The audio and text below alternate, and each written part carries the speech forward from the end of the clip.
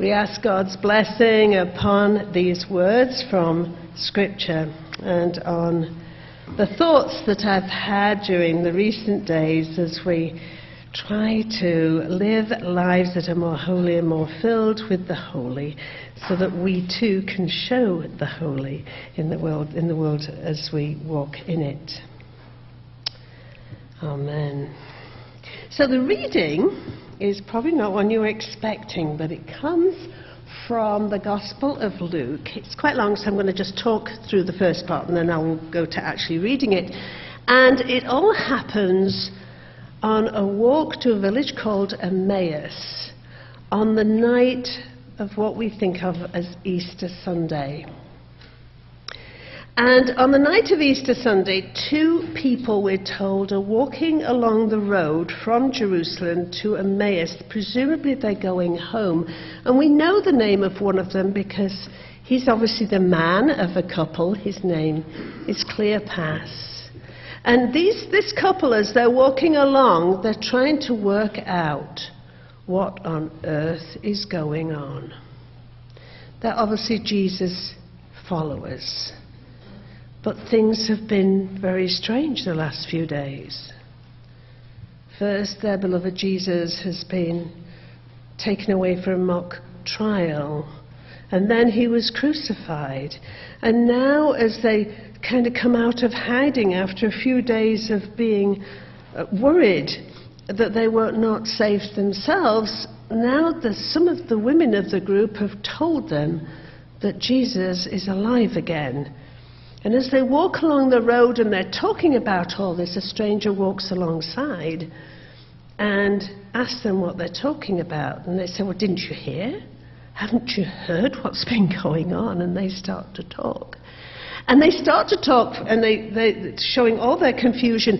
And then the stranger starts to tell them about how all that they should have expected all that, because isn't that what it says in the Scriptures? As they get near to the village of Emmaus, where the couple obviously live, we read this. As they came near to the village to which they were going, the stranger started to walk ahead as if he were going on. But they urged him strongly, saying, "No, stay with us, because it's almost evening, and the day is now nearly over." So he went in to stay with them. And when he was at the table with them, he took bread and blessed and broke it and gave it to them. And then their eyes were opened and they recognized him, and he vanished from their sight. They said to each other, "Were not our hearts burning within us while he was talking to us on the road, while he was opening the Scriptures to us?" That same hour, they got up and returned to Jerusalem, and they found the 11 and their companions gathered together. They were saying, "The Lord has risen indeed, and he's appeared to Simon." So then they told what had happened on the road, and how he had made himself known to them in the breaking of the bread. Amen. Now I have to tell you, I am not good at habits. By nature, I'm not inclined to repetition, because I do like things that are novel, and I actually thrive on change. I know that's not everyone. But I also realize that ritual, which I find so difficult, is important to the human spirit. So I see it as something that I know that I personally need to work on. In fact, native peoples have been estimated to spend 60% of their waking hours in communal ritual activities like dance or singing or doing other reenactments of their faithful stories, repetitive, familiar, storied actions with a group of people, the people they live with. And when you see the monuments of the most ancient people around the world, whether they're those fantastic buildings you find in Central or South America or stone circles, there's 500 or 600 of them in Britain, but of course the biggest one is Stonehenge. Or you see Egyptian pyramids or ziggurats in the Far East. these high stone edifices constructed with just their hands, we know that their spiritual well-being absolutely consumed their lives and used up their precious energies. At a very deep level, human beings need to spend time focused on the other. And yet today we live lives surrounded by entertainments and busyness and distractions which leave no time or energy for us to pursue sacred goals. Even if we can persuade ourselves it's a good idea to do it. Now, the seed of my message today came from this book. It's called Learn to Dance the Soul Salsa by Len Sweet. I'm going to talk a bit more about it in a minute. Mixed with comments made by members of this congregation during my last 2 visits. And those 3 things are my always emphasis of how do we make our faith journey more real, more vital, and more relevant lie behind my words today, which is why I'm not using the set lectionary reading. The comments come from different services, but both stayed with me. One was about the problem of passing the peace in flu season. The other was a reaction to my sermon last month when I mentioned the Christian church in the West is in trouble. So let's start with that one. The last decade has seen a rash of books with titles like They Like Jesus but Not the Church, and books aimed at those calling themselves spiritual but not religious, where the word religious seems to mostly mean they don't go to church. Now, we've all heard this, haven't we? Oh, you don't have to go to church to be a good Christian. Well, I beg to differ. You can be a good person without going to church or having any faith at all. Absolutely, you can. People have tried to convince me that only believers in Jesus can be truly good, but I don't buy it. In fact, not only do I know some truly altruistic people who do not have faith, I think it can be quite a bit easier for someone like us who might feel a bit guilty to see our need for church and forgiveness than someone who is by nature sweet and loving and honest and caring. Most of us know we need to do a lot better. You don't need to go to church to be a decent person. But if you want to call yourself a follower of Jesus, I think you do. Because Christianity is a communal faith. You might be a holy something without connecting to a faith community, but being in community is an essential part of Christianity. Mainline churches are in decline, and denominational Protestantism is in steepest decline. And it's not just the old sort, oh, church people are hypocrites, to which I always respond yes, and in about the same proportions as people who don't go to church, hopefully a little bit less. But our denominational structures are simply no longer trusted. Younger people don't like to join things. They think churches are just worried about their budgets and their buildings. So what does research tell us they do want? Well, some of it we've heard about for decades. They don't change. They don't like the music. Well, they were saying that in the 1600s and the 1700s and whatever. They don't like the church weird words, and it's true, we do use a lot of those. They don't like the dogma, mostly because they don't understand what we're talking about. They don't like the feeling they get looked at funny for not dressing right, or sitting in somebody else's pew by mistake, or standing at the right time. Those are all things we could change if we wanted. But when you get through all that and you ask what they really want, there are 2 things that come up again and again. They want to participate with others in doing something good for someone else. And they think churches know how to do that, and I would agree. That is one of our strengths. But they also want an authentic spiritual experience, and they fear that we cannot provide them with that. So they are spiritual, but not religious.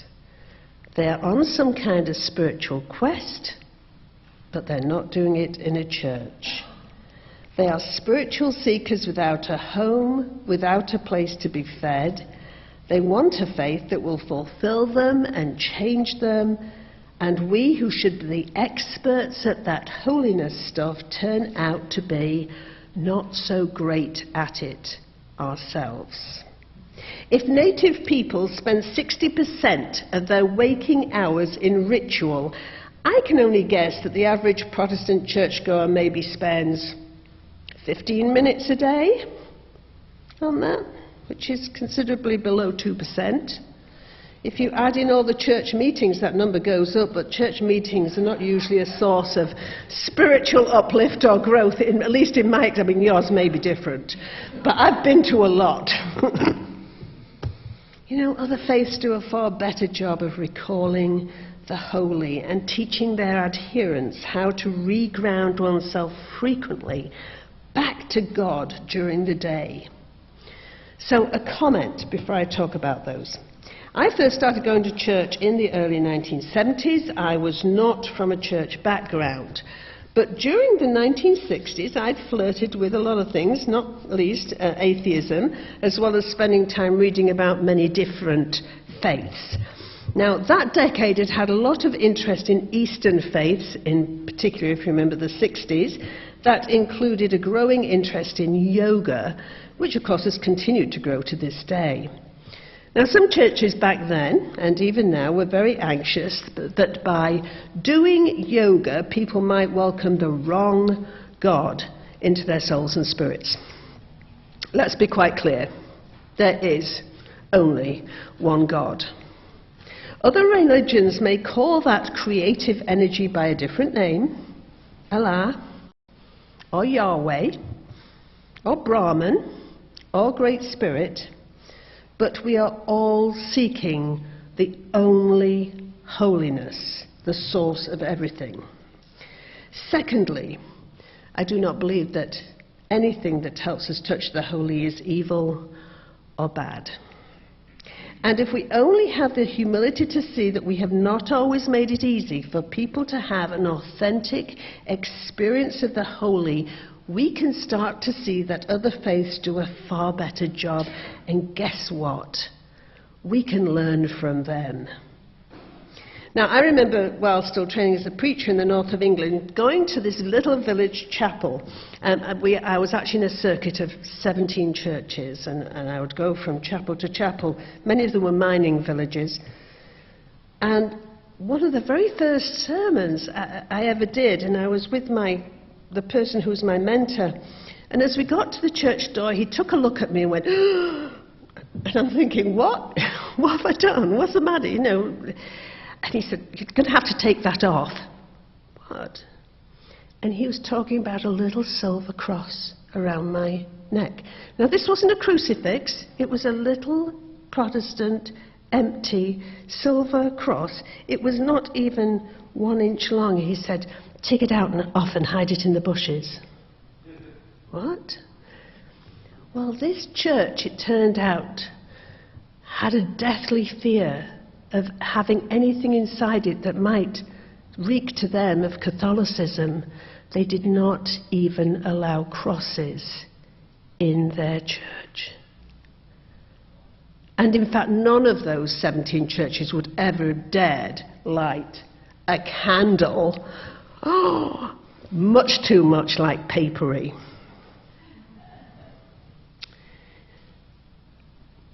Not the 1600s we're talking here. I'm talking about the early 1980s. And as far as I know, there's still no cross in that church. As Protestants, we have frowned upon our Catholic brothers and sisters, but even they have one small thing that punctuates their day. In fact, the moving experience at Joseph's house in my very early working days there was seeing a young teenage heroin addict who grew up Catholic in the suburbs, sitting down to her midday meal. And after she brought the plate to the table and sat down, she made the sign of the cross over her body before she ate. She sanctified herself and the food she was about to eat, and it was kind of touching and kind of sad, and the mixed emotions that I felt seeing her do that have stuck with me. It reminded me too of a friend, a Native American friend I made volunteering in Saratoga County in the early 90s. Bear would take people on walks through the woods, showing them what food was good to eat before he tasted anything that he gathered.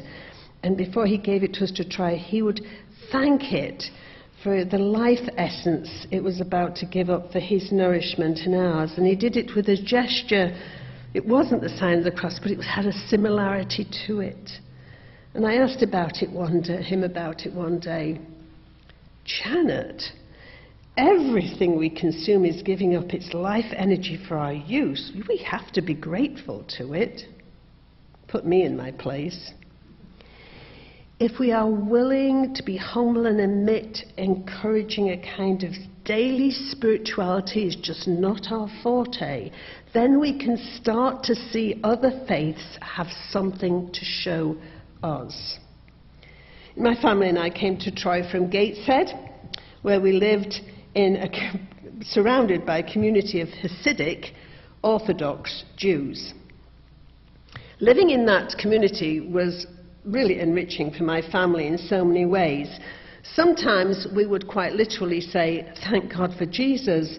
You know, when my girls would be playing in the nearby park on what was for us a warm, it's very north, on a warm sunny summer day, and my girls would be in t-shirts and shorts and running around, and our Jewish neighbours' girls would be there in their long navy blue pinafores and thick navy woolen tights.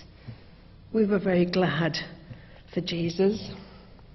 But often we were in awe at their faithfulness to ancient rules and laws. And you could tell the Jewish homes because row after row of them would have a small wooden box attached to the door frame. It was a box they would touch every time they walked in the home and walked out. And it contained that commandment that we heard read a few minutes ago. Ever since I came to Troy, my appreciation of the spirituality of the Jewish faith has continued to grow. Rabbi Deb, the rabbi of the synagogue, which is exactly halfway between my home and my office, has taught me that Jewish people have a formal blessing for everything. I've frequently contacted her, "Okay, Reb Deb, Jewish friends have this happening, so there just has to be a formal official blessing statement I need to put in the card," and there always is. Hundreds of ritualized spiritual blessings, words which sanctify, make holy of all of life's ups and downs, ritualistic moments peppering their days, and that must have been Jesus' custom too. And we lost it. Muslims pray 3 times a day. Their life stops to pray 3 times a day. It's just what they do. They have a mat on the floor of their house facing towards Mecca, so they're always aware where the physical center of their faith on earth is. And next to it on their table, their holy book, reverentially wrapped in a shawl, ready for that prayer time. How many of us have a special place for our Bible, and who wraps it after use? I'm not saying you should, but just look at the reverence of an act like that. And Hindus have that wonderful greeting, the namaste, that little bow with the hands together, which symbolizes. And I love, love, love, love this. The holy in me greets the holy that is within you. Encountering a person and acknowledging that they too are made of God stuff. They too are made in God's image, and it's a beautiful thing. And you know, we believe that. We say we all have that little spark of the divine, we're all made in God's image, but they remember it every time they greet somebody on the street. And in so doing, they remember that they too are human as that person repeats the greeting and says, "I see God in you too." Yay. Now, Len Sweet is an expert at linking the things going on in the society to the life of faith. He really writes for clergy and spiritual leaders. He reads a business magazine and he sees the spiritual links in it. He reads about new research or new inventions. He sees how this fits with young people or people who don't go to church. He says how we can tie those kind of things together, to reach out to people, to reach them where they are. He has a sense of the emerging spirituality, which is somehow keeps bypassing the churches.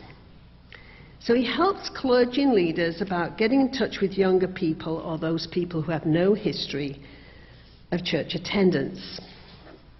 And so in just right at the beginning of chapter 1 of this book, it's called Mezuzah, Your Universe, he writes this: "The origins of the Christian church lie in Jewish discipleship, which is rich and full of home rituals.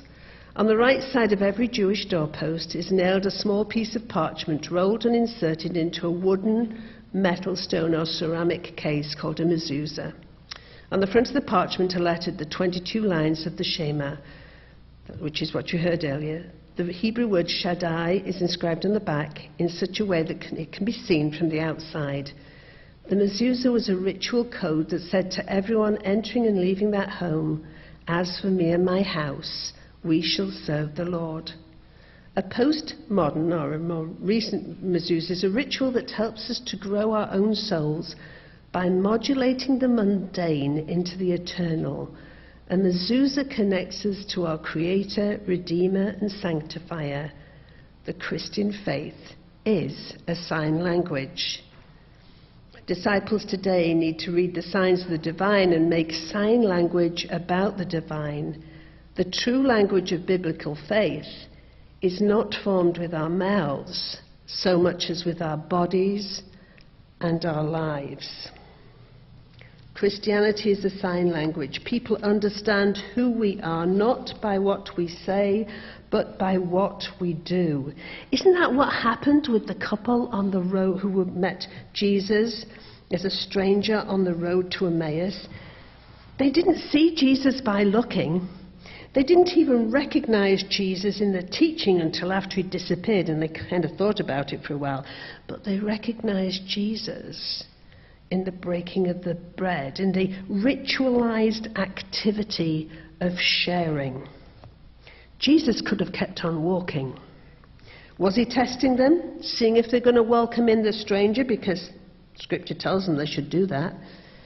Welcoming and offering table fellowship with the stranger gets them to a ritualized point of blessing where Jesus can be recognized and is gone. We have to learn to find and recreate these moments of ritual so our day is spiced with moments where we too can touch the holy. I don't think it's an accident that so much of Jesus' ministry was around food and sharing food with strangers. Because food is a basic necessity, and it's also an easy way to bring in some kind of ritual. Many of us do it already by saying the grace. But saying a grace might not work in your family. So maybe you can start a new ritual. What about if you have a little pile of coins to one side and everybody picks up one of those coins and you put it into a jar before you start your meal?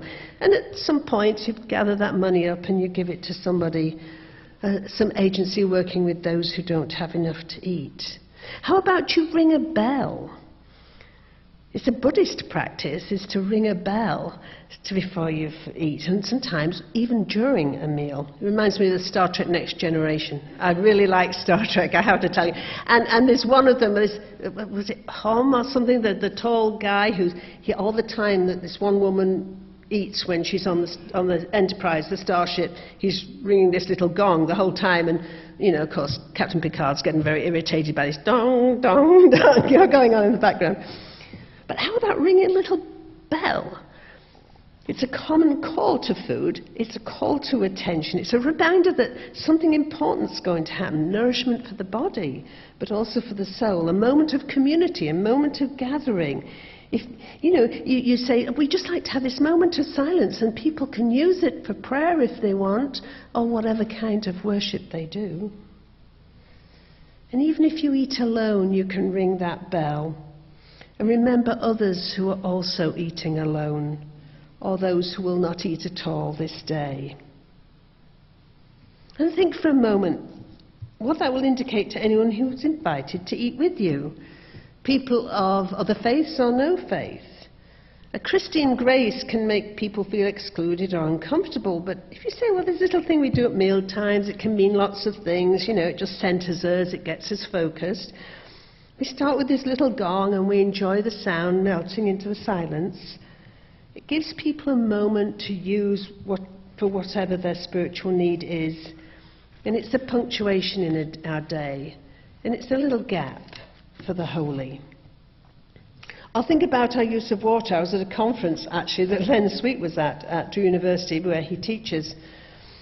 And I was staying in the local convent. And over the shared sink in the bathrooms was a blessing they asked us to say whenever we ran the water. It was a brief word of gratitude for this healthy liquid which would clean our bodies and which we only needed to turn the faucet to use.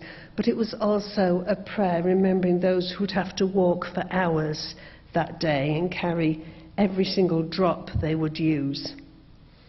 So I try to pray about water every time I wait for the electric kettle to boil to make my very English cup of tea. It ritualizes my tea drinking. It makes this holy, this tradition of my English heritage, and it reminds me of the harsh conditions of the people who harvested that leaf for my pleasure. How can you misuse your universe?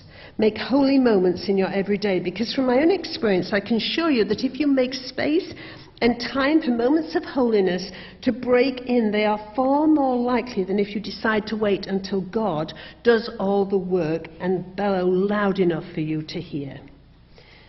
Because most of us are not Moses, and we're not going to run into a burning bush that's going to stop us in our tracks.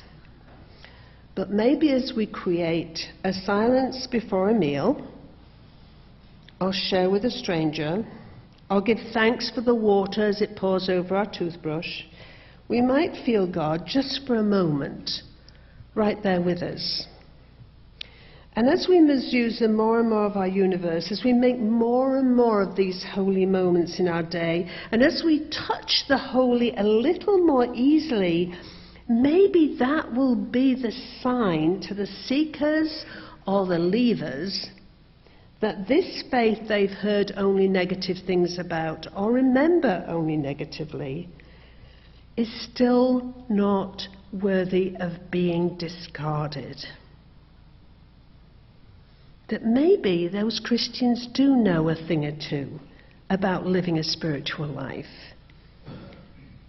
And maybe there's something for them to learn by coming back. I think it's worth a try. Amen.